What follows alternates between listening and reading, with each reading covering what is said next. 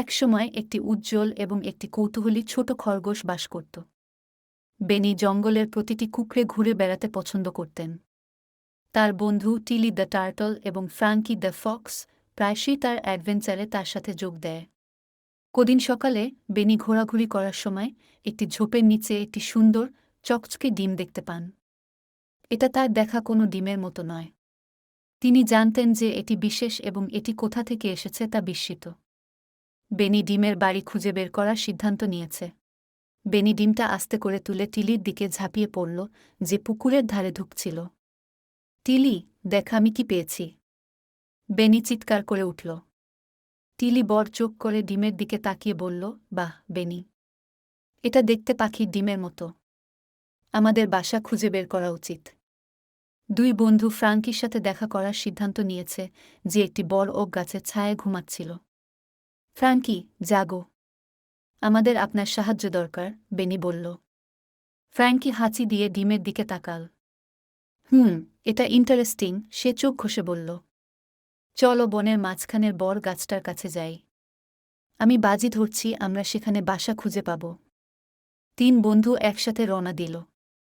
তারা লম্বা ঘাসের মধ্য দিয়ে হেঁটে বজ্রপাতের স্রোত পেরিয়ে অবশেষে বড় গাছের কাছে পৌঁছে গেল। গাছের মাথায় ওরা একটা বাসা দেখতে পেল। একটা ছোট্ট পাখি চিন্তিতভাবে কিচিরমিচির করছিল। ওটা মামা পাখি, টিলি ফিসফিস করে বলল। বেনি পাখিটিকে ডাকলেন, হ্যালো, আমরা একটি ডিম পেয়েছি। এটা কি তোমার?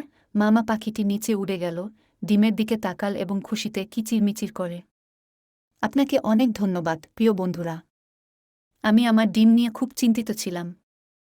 আমি কিভাবে আপনাকে শোধ করতে পারি?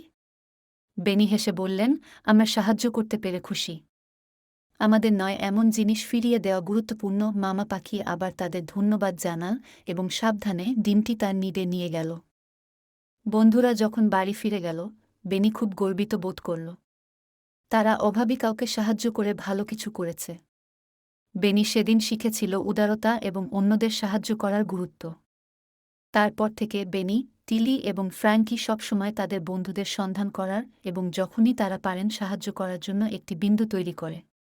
তারা তাদের দুঃসাহসিক কাজ চালিয়ে গিয়েছিল, জেনেছিল যে বনটি একটি সুখী জায়গা ছিল যখন সবাই একে অপরের যত্ন নেয়।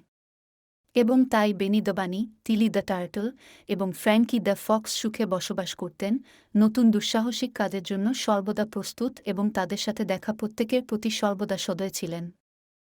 গল্পের নৈতিক: অন্যদের সাহায্য করা এবং আমাদের নয় এমন জিনিস ফিরিয়ে দেওয়া খুবই গুরুত্বপূর্ণ। দয়া বিশ্বকে একটি ভালো জায়গা করে তোলে।